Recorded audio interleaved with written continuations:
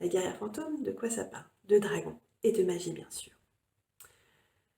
Dans la guerrière fantôme, Sea-West se met à rêver du monde d'Es, qui est en proie à une guerre, une terrible guerre, où s'affrontent deux parties.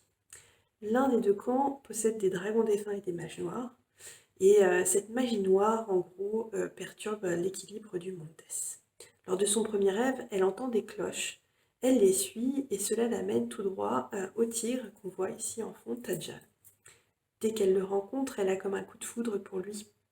Elle sent immédiatement que c'est son âme sœur et elle décide de le suivre dans cette aventure, dans cette guerre qu'il mène contre ces fameux dragons défunts.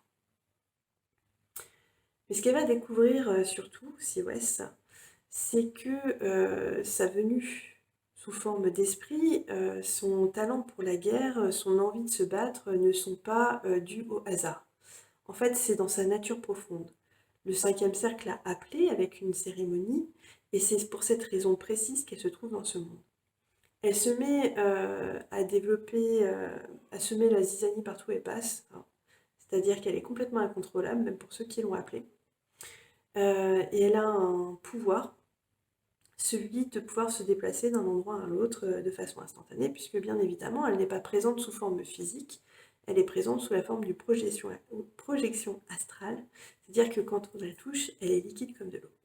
Et de fil en aiguille, l'ennemi se met à la surnommer la guerre fantôme, et l'annonce de son nom, en gros, provoque des vagues de panique. Alors, dans cette histoire, le plus important est de savoir si elle va effectivement, oui ou non, être capable de renverser le cours de la guerre. Et surtout, pour sauver Tadjal, de ramener la paix sur le monde d'Es. Voilà.